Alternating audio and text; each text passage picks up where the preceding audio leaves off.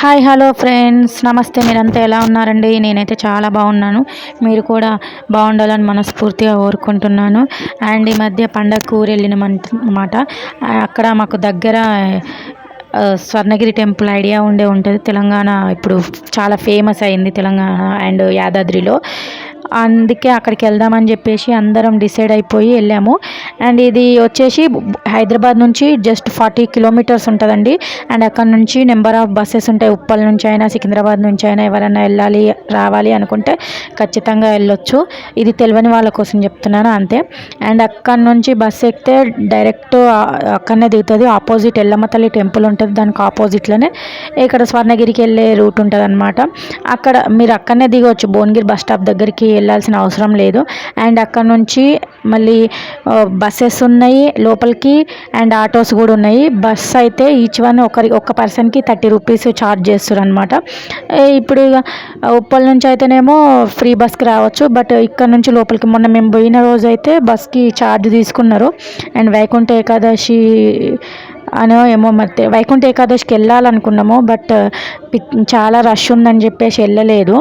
And పండగకు వచ్చినాం కదా, ఎట్లాగో దగ్గరనే కదా వెళ్దామనేసి వెళ్తే అక్కడ వెళ్ళేదాకా తెలియలేదు బ్రహ్మోత్సవాలంట. అందుకని మరి ఛార్జెస్ పెట్టిరో ఏమో తెలియదు. తర్వాతకి బంద్ అయినా బ్రహ్మోత్సవాలు అయిపోయినాక తెలుస్తుంది ఛార్జెస్ నార్మల్ టైంలో కూడా ఉన్నాయా లేవా అనేది. మొన్న మాత్రం ఛార్జెస్ తీసుకోరు. అండ్ ఇది మేము రెండోసారి అనమాట వెళ్ళడము. ఫస్ట్ సారి వెళ్ళినప్పుడు అనుకోకుండా వెళ్ళినాము, వీడియో తీయలేదు. అందుకే ఈసారి వీడియో తీయాలని డిసైడ్ అయిపోయి మనం హైదరాబాద్ నుంచి వెళ్తుంటే వరంగల్ హైదరాబాద్ హైవే మీద మంచిగా కనిపిస్తుంది. నైట్ టైం అయితే ఇంకా లైట్లతోటి మస్తు వెలిగిపోతుంది అనమాట. మార్నింగ్ కదా, మార్నింగ్ కాబట్టి లైట్లు ఉండవు కాబట్టి అంత కనిపించదు. దగ్గరికి వెళ్ళిన కొద్దీ ఆ గోవింద నామాలతోని మనసు ఎంత ప్రశాంతంగా. మొన్న మేము తిరుపతికి వెళ్ళినాం కదా, ఇది సెకండ్ తిరుపతి లెక్క అనిపించింది నాకైతే. అసలు ఎంత ప్రశాంతంగా, ఎంత ఇప్పుడు తిరుపతికి వెళ్ళినప్పుడు ఎట్లయితే ఓం నమో నారాయణాయ అనే స్తోత్రం ఎట్లయితే ఉందో ఇక్కడ కూడా అంతే. అండ్ మొన్న వైకుంఠ ఏకాదశి చాలా బాగా సెలబ్రేట్ చేసిర్రు, అందుకే ఇవన్నీ కటౌట్లు కనిపిస్తున్నాయి అనమాట. మనం ఇదేమో పార్కింగ్ దగ్గరికి వచ్చేసినాము. అండ్ ఇవన్నీ అవే పార్కింగ్ చేసేసి బండి లోపలికి వెళ్ళాలన్నమాట. మేము ఇంతకుముందు వచ్చినప్పుడేమో బ్యాక్ సైడ్ నుంచి వెళ్ళినాం అనమాట. అప్పుడు కూడా బాగా రష్ ఉంది, ఇప్పుడు కూడా బాగా రష్ ఉంది. అసలు అనుకోలే కనుమ రోజన్నా ఉండరు కదా, వెళ్ళి మంచిగా దర్శనం చేసుకొని వద్దామని అనుకుంటే అసలు మాకు వీలే కాలేదు.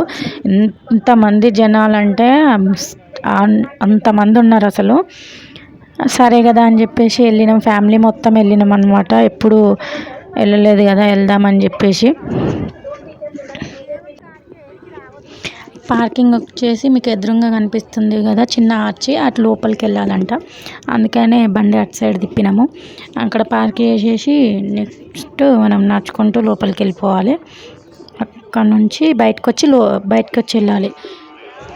అండ్ మేమైతే బండి మీద వచ్చినాము.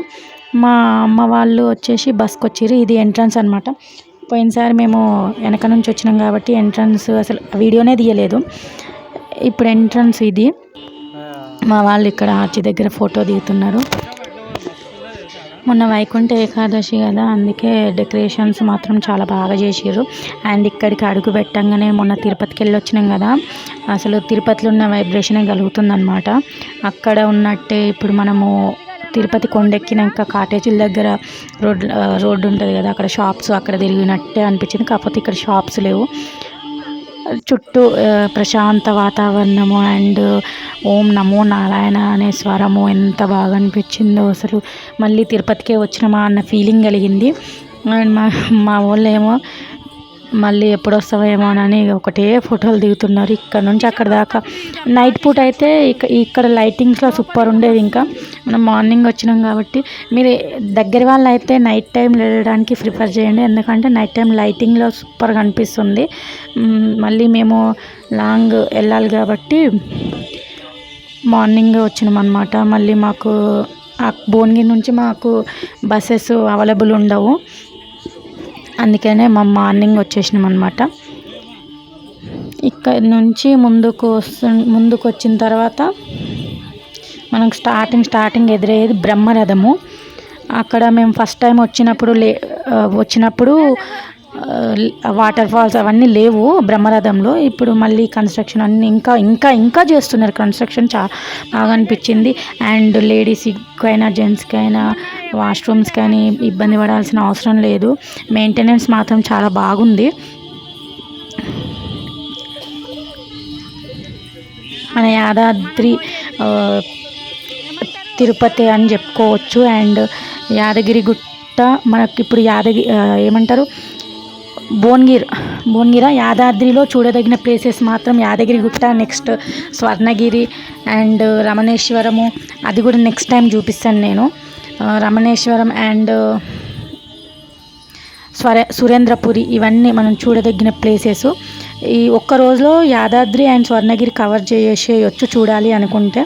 కానీ మీరు భువనగిరి యాదాద్రి వెళ్తే మాత్రం కంపల్సరీగా స్వర్ణగిరిని చూడాల్సిందే, మిస్ అవ్వద్దు.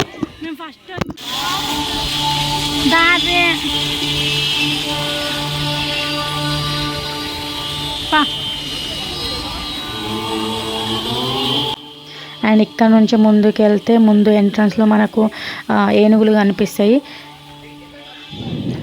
పక్కనే మనము కాళ్ళు కడుక్కోవడానికి ట్యాప్స్ ఉన్నాయి.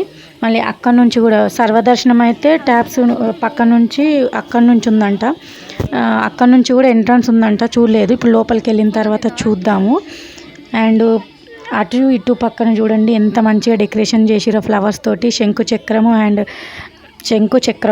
అండ్ ఇక్కడ సైడ్ ఏమో విష్ణుమూర్తి అండ్ లక్ష్మీదేవి.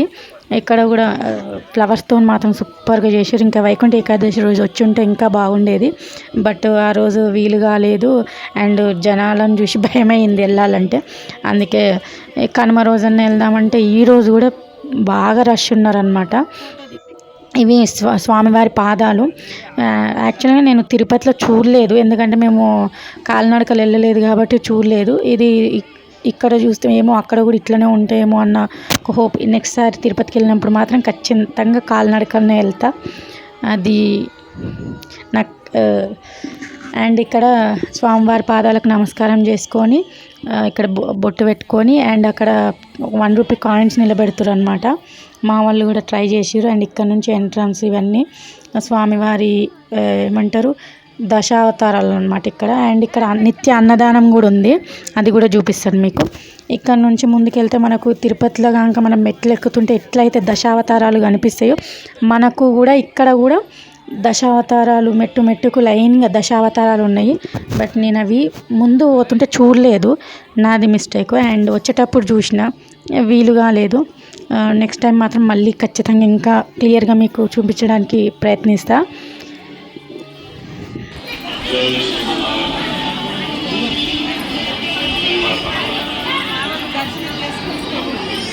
ఇక్కడ దాకానే అలో. ఇక ఇక్కడ నుంచి లోపలికి అలో లేదు ఫోన్స్. ఇంకా ఆ రోజు జనాలు చాలామంది ఉండేసరికి వైకుంఠ ఏకాదశి నుంచి ఉత్తర ద్వారం నుంచి మనకు దర్శనం అవుతుందన్నమాట, ముందు ద్వారం నుంచి కావట్లేదు.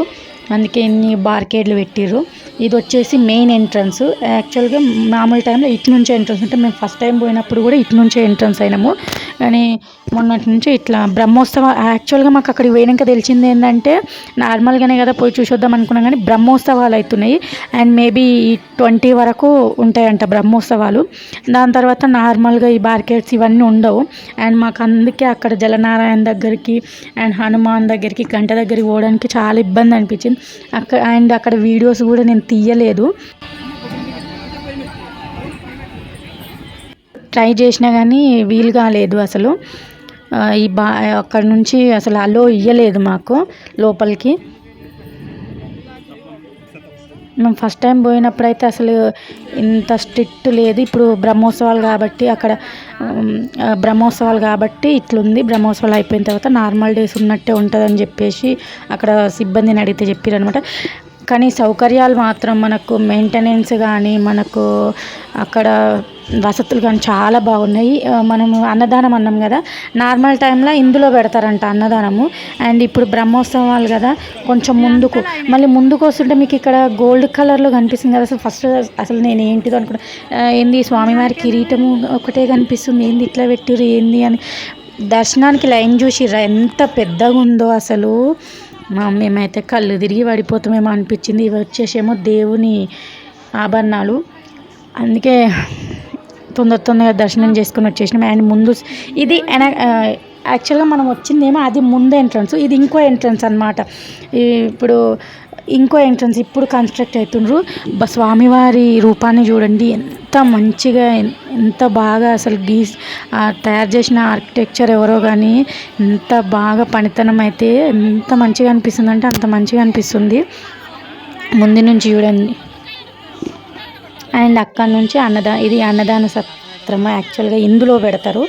ఇప్పుడు జనాలు ఎక్కువ ఉన్నారు కాబట్టి ఇంకా వేరే దగ్గర పెడుతున్నారు అని చెప్పేసి మేము దర్శనం అయిపోయింది. అండ్ దేవుని ప్రసాదము అన్నదానం తిందామని చెప్పేసి అక్కడికి పోయి లైన్లో నిలబడ్డాం అనమాట. అన్నదానం అయిపోయింది. అంతా అయిపోయాక ఇక్కడ ఇది కూడా అన్నదానం లైన్ అండి. లైన్ చూడండి.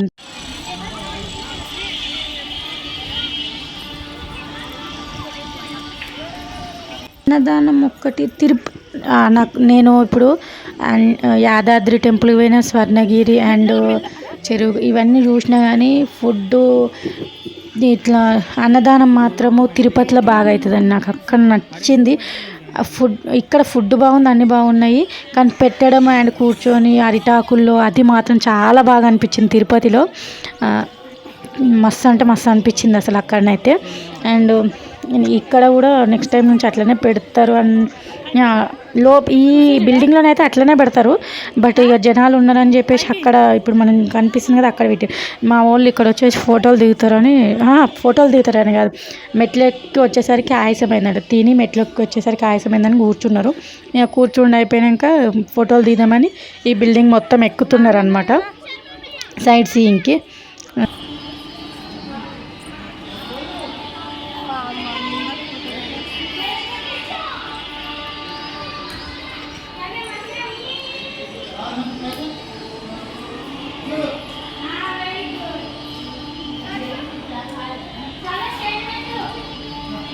నేను వీడియో కూడా క్యాప్చర్ చేసిన. అండ్ ఇక్కడ బాగుంది లొకేషన్ అని చెప్పేసి ఇక్కడ ఫోటోలు దిగడానికి వెళ్తారు మా వాళ్ళు. ఓవరాల్గా టెంపుల్ అయితే చాలా బాగుందండి, నాకు నచ్చింది. మీరు ఎవరన్నా రావాలనుకుంటే కాదు, ఖచ్చితంగా విజిట్ చేయాలి. ఇక్కడ మనం యాదగిరి గుట్టకు వచ్చిర్రంటే కంపల్సరీ స్వర్ణగిరిని కూడా విజిట్ చేయండి. అండ్ మీ హోప్కే వదిలేస్తున్నా, ఇంత బాగున్న తిరుపతికి పోలేను వీలుగానేను మాత్రం ఖచ్చితంగా స్వర్ణగిరిని చూడాల్సిందే. ఇప్పుడు ఫ్రీ బస్సెస్ కాబట్టి లేడీస్ అయితే కంపల్సరీ చూస్తారు కూడా. తర్వాతకి మళ్ళీ ఎట్లా ఉంటుందో తెలియదు కదా బస్సెస్ అవన్నీ. ఫ్రీ బస్సు కాబట్టి మనకు రూపాయి ఖర్చు ఉండదు. కాకపోతే అక్కడ నుంచి మనకు కొంచెం మీ ఇష్టం, మీ ఓపిక మనము ఇప్పుడు ఎంట్రన్స్ నుంచి మీరు రావాలి అనుకుంటే నడుచుకుంటూ కూడా రావచ్చు. మేబీ 2 కిలోమీటర్స్ ఉంటుంది, ఓపిక ఉంటే రావచ్చు. లేదు మా వల్ల కాదు అనుకుంటే మాత్రము ఆటోస్ ఉన్నాయి, బస్సెస్ ఉన్నాయి, ఈజీగా రావచ్చు మనం లోపలికి. బస్సు అయితే ఈచ్ పర్సన్కి 30 రూపీస్ తీసుకురు టికెట్. తిరుపతిలో కూడా అంతే, పైన గుట్ట నుంచి కిందికి 30 రూపీస్ తీసుకుంటారు బస్సు. ఇక్కడ కూడా అంతే. ఒక గుట్ట దగ్గర ఒకటి ఫ్రీ బస్సెస్ ఉన్నాయి, అక్కడ అయితే రూపాయి ఖర్చు లేదు. ఇక్కడ పెట్టిరు మరి ఇక వాళ్ళకు కూడా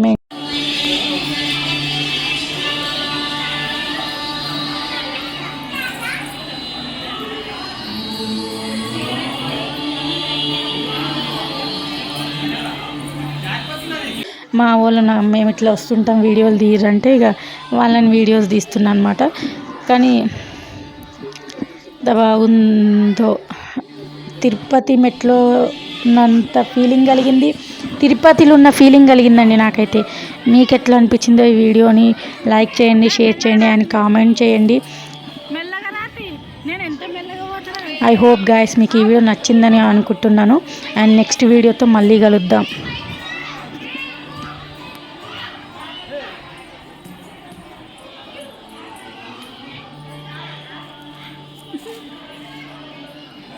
Sorry.